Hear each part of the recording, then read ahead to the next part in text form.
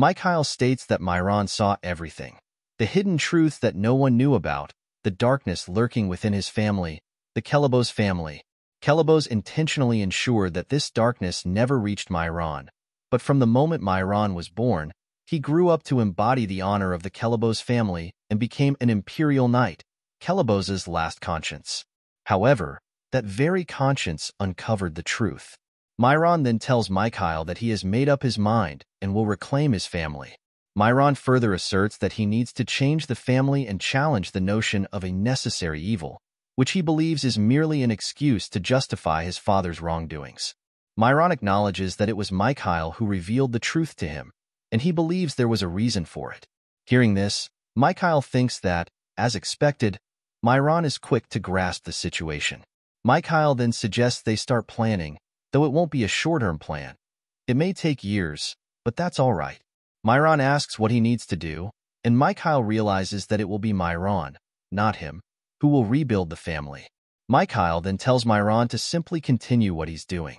He acknowledges that it might be difficult, but Myron just needs to do what is right.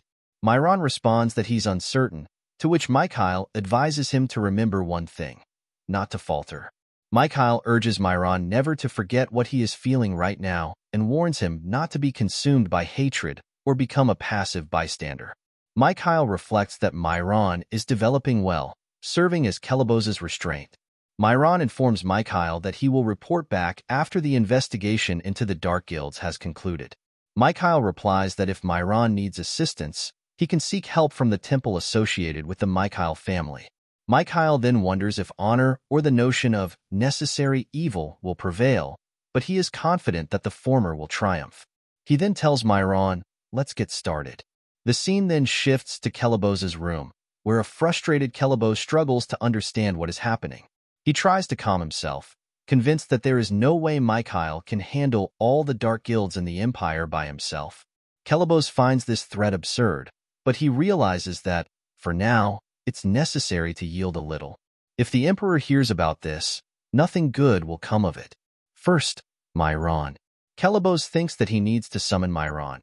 Instead of allowing Myron to wreak havoc on the Dark Guilds because of his sense of justice, it might be wiser to keep him at the family estate. Additionally, the Grand Demon has already been purified, so the Holy Kingdom cannot condemn Kelebos for his connection to it. At this point, the Holy Kingdom is essentially a beast without its fangs, and Myron still doesn't understand how the world truly operates. Then, a servant enters, and Kelebos asks what the matter is. The servant informs him that Archbishop Ali has made an official statement at the temple, declaring that they will overthrow the Dark Guilds and take the lead in this endeavor. Kelebos is shocked to hear this. The scene then shifts outside, where Archbishop Ali states that it's exactly as expected from the warrior.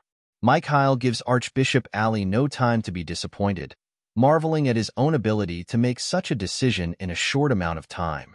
He then asks Archbishop Ali if it will be possible.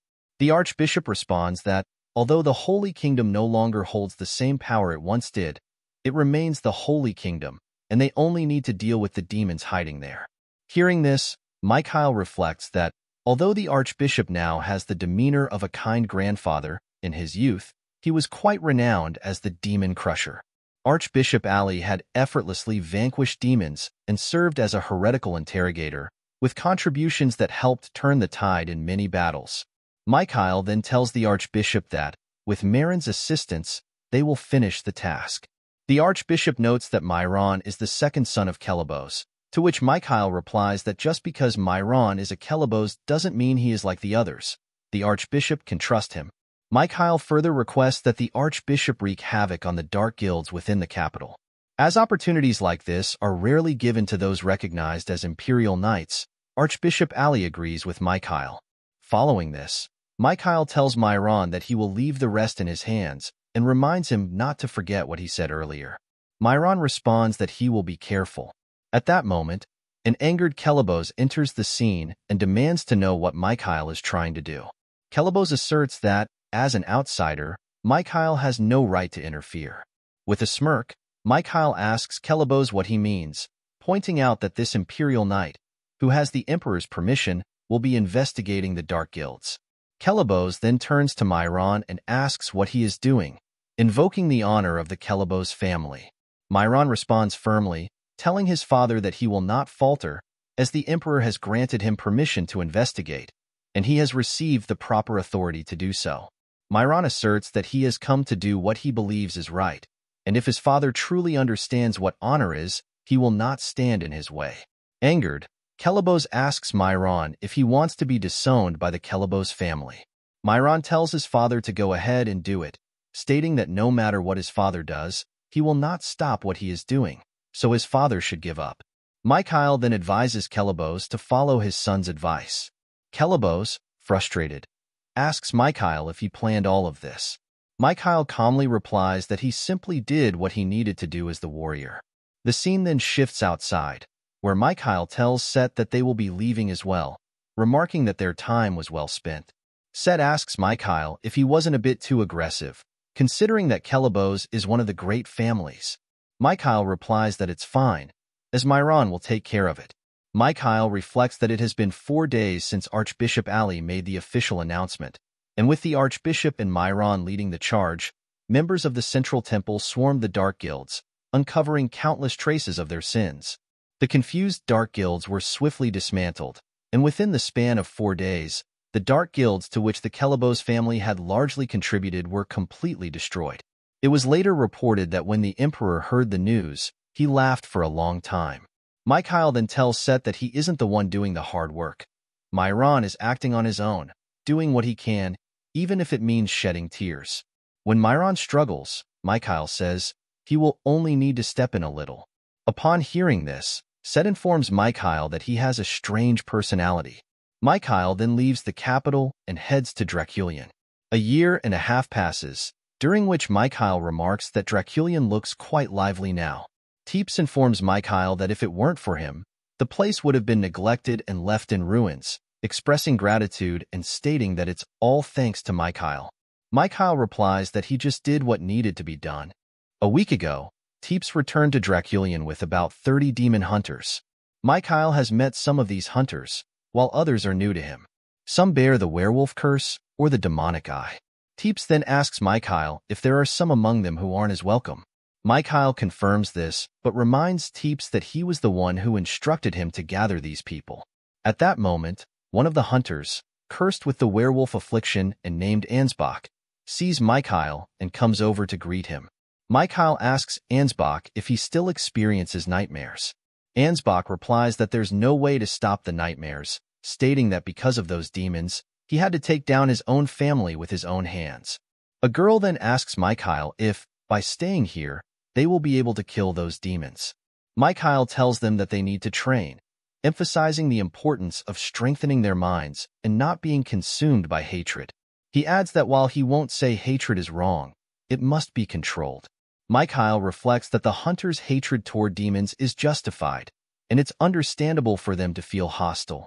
However, he needs to prevent the demons from rampaging and harming innocent people, as some hunters' hatred might lead them to go beyond what is necessary. Fortunately, Mikhail has a plan in place. He then asks Teeps about what they discussed earlier. Teeps replies that it's being prepared, though he admits he's still uncomfortable with the plan.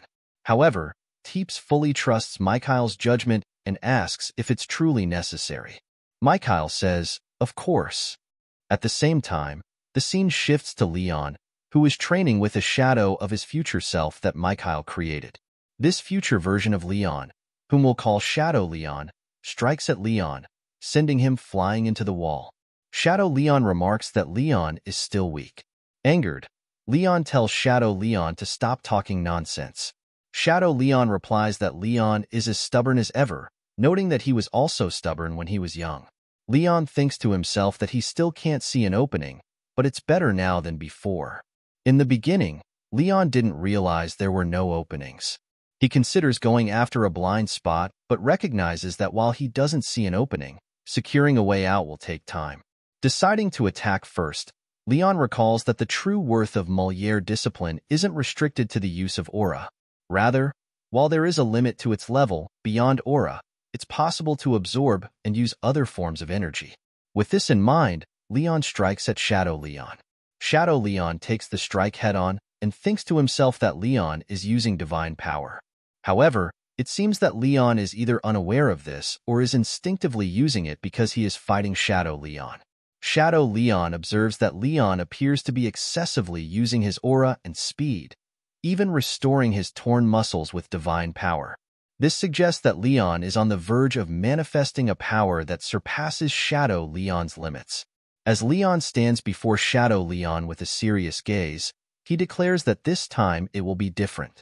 With a smile, Shadow Leon acknowledges Leon's growth, noting that he has made significant progress. Leon was certain he could hit Shadow Leon, but to his surprise, his sword broke, and he was struck. Shocked, Leon realizes he was mistaken to think he could defeat Shadow Leon and is confused about how he was hit. Shadow Leon explains that Leon's issue isn't that he failed to see the strike, but that he couldn't perceive it. This means Leon has been neglecting his potential and what he can truly achieve. Confounded, Leon doesn't understand what Shadow Leon is talking about. Shadow Leon then asks Leon who Moliere is. Leon replies that Moliere is a famous master swordsman. Shadow Leon explains that Moliere was known as the king of all kinds, implying that Moliere was an identity assumed by the king of all kinds. The mask of a swordsman was just one of many identities. Shadow Leon continues, explaining that persona is derived from the masks worn by actors who mold themselves into their roles. Leon asks Shadow Leon for clarification, and a frustrated Shadow Leon calls him an idiot for not understanding this concept. Shadow Leon moves closer to Leon and states that Leon is currently fixated on being a swordsman, completely ignoring the fundamental root of the training method. In other words, it's not that Leon can't achieve it. He could do it before. He's simply not doing it now. The scene shifts to Mikhail, where Teeps asks if they really have to proceed with their plan. Mikhail confirms that they do, reflecting that it is essential. Mikhail had asked Teeps to reuse the grave, and while it might seem cruel to exploit Nephthys's kindness, Nephthys being the guardian of that place, Mikhail believes it is not unusual and depends on how it is utilized. Teeps expresses his understanding that Nephthys's powers will aid them, but he cannot view this as a positive development. Hearing this, Mikhail acknowledges that asking Teeps to undertake this task is indeed harsh, as the place marks the beginning of Draculian's tragedy. However, he trusts that Teeps, having already overcome numerous challenges, can handle it. Mikhail reassures Teeps that he has faith in his ability to prevail. Hearing this, Teeps thanks Mikhail for believing in him. Mikhail explains that to address the hunter's hatred towards demons, he plans to implement a remedy. The hunters ask what kind of remedy Mikhail is referring to. Mikhail responds that it is a simple illusion and, though it may seem sweet, it might actually be the cruelest method. The scene shifts to Nephthys, where Mikhail presents his plan. Nephthys assures Mikhail that she will handle it and will not fail this time. Mikhail considers that Nephthys's assurance might come from desperation, but he does not think poorly of her.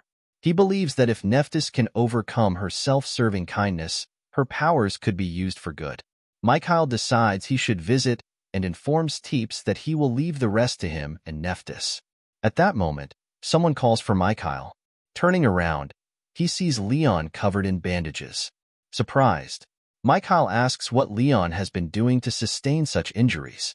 Leon replies that he has made significant progress towards the next stage and is now closer to becoming a god. However, as Leon takes a step forward, he injures his leg again and falls to the ground. Mikhail, with a hint of sarcasm, comments that Leon has indeed gotten closer to becoming a god. Leon tells Mikhail that he has realized he can use divine power and wanted to demonstrate it, but ended up getting injured. Mikhail responds that it seems Leon has finally understood the purpose of Moliere's training.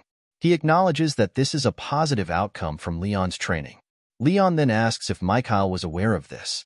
Mikhail replies that he knows who Moliere was and how he disappeared, but nothing more. Leon responds that he was not informed about this.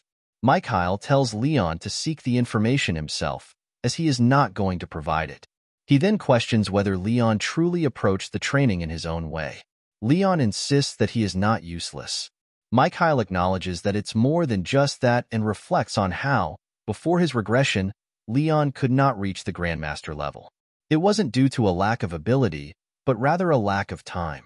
As Leon kicks Mikhail, Mikhail considers that Moliere's training method could drastically reduce the time Leon needs to advance further. However, this time will be different. Mikhail tells Leon to listen to his potential. Leon replies that Shadow Leon told him that the more he breaks, the more he will realize. Mikhail acknowledges this, but reflects that most people don't use such a grueling method. The reason is simple. It is painful and unnecessary to deliberately walk a path of thorns. However, Leon seems unafraid of this challenge. Leon then mentions that he has potions and is confident that things will work out. Seeing Leon's determination, Mikhail is reminded of an old memory and decides to offer his help. Although Leon is apprehensive, he assures Mikhail that it is fine. Mikhail, with a smile, responds that he is enthusiastic about helping. As Leon turns away, he realizes he needs to leave. Mikhail stops him from using his spell and asserts that if Leon is not desperate during training, it won't be effective. Leon insists that he is injured and needs to rest. Mikhail replies that this is precisely why he should assist Leon. People who are injured often struggle to accomplish anything. Mikhail then uses his spell to create dozens of arrows in the air, all pointed at Leon, stating that Leon can become strong.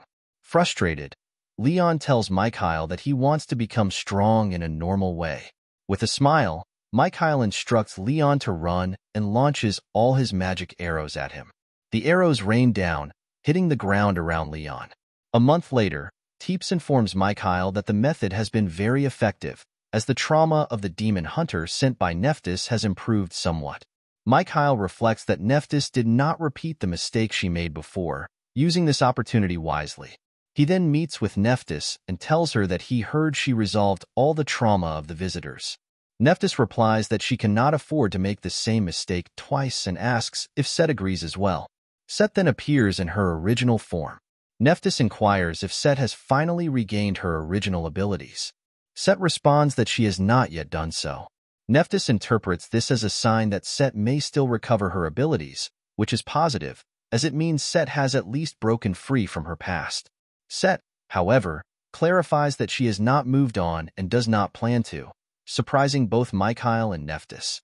Nephthys tries to discuss the matter with Set, but Set interrupts, stating that it's enough. She explains that Nephthys understands why Set did not want to see her, as there are others listening in. Observing the situation, Mikhail wonders if this is how it will end. He then asks Nephthys how she treated the hunters. Nephthys explains that she showed them the future. Realizing they could not change the past, the hunters began to approach life differently. They saw a future that their loved ones had hoped for, a beautiful future with their spouses, or a future where promises to their siblings were fulfilled. Nephthys revealed each of their forgotten dreams. She adds that, naturally, this matter cannot be resolved in one attempt, as the hunters are still battling their endless nightmares. Mikhail responds that it's enough, as they will eventually stand on their own. Nephthys comments that Mikhail possesses insightful eyes. Nephthys comments that Mikhail possesses eyes capable of making the right decisions, unlike her. Mikhail then suggests they proceed to the main topic. He asserts that Nephthys should be aware that the demon god has risen. Nephthys replies that she is not familiar with the events of the mythical period. Mikhail explains that he needs crucial information to understand what he is facing. Since illusions and dreams differ from Nephthys' abilities, it should be possible for her to show him her memories. Nephthys asks if this is the main topic Mikhail was referring to which Mikhail confirms that it is. He wishes to see the demon god with his own eyes. Before his regression, Mikhail had seen the demon god, though not in its true form. While he did see the demon god, he did not fully comprehend its true nature or what it means to transcend life and rank among absolute beings. Mikhail remains uncertain about these aspects and has not fully grasped the essence of the demon god. Nephthys warns Mikhail that her illusions are not ordinary and might cause permanent damage to his psyche. Set interjects, stating that it doesn't matter what Nephthys says. When Mikhail wants something, he will not give up on it. With a smile, Mikhail acknowledges that Set knows him well. Nephthys then instructs Mikhail to close his eyes, promising to show him the scene from that day. Although the images will be fragmented, Mikhail agrees. Suddenly, Mikhail starts to shout, feeling as though his head is about to split open, with negative thoughts overwhelming his mind. He finds himself transported to the mythical period. Sensing something behind him, Mikhail turns around to see the demon god. Surprised, Mikhail gazes into the demon god's eyes and is immediately overwhelmed by a crushing pressure. His instincts warn him against looking further, urging him not to comprehend or understand what he is witnessing. Mikhail dismisses the warning as nonsense and rises with a smirk. He reflects on his instincts, thinking that if they cannot defy the existence that destroyed the world, he will reject them. Resolute, Mikhail focuses on the demon god, determined to engrave the image into his eyes and soul. As he makes eye contact with the demon god, he is struck by the realization that, despite this being an illusion created by Nephthys, the demon god has recognized his presence.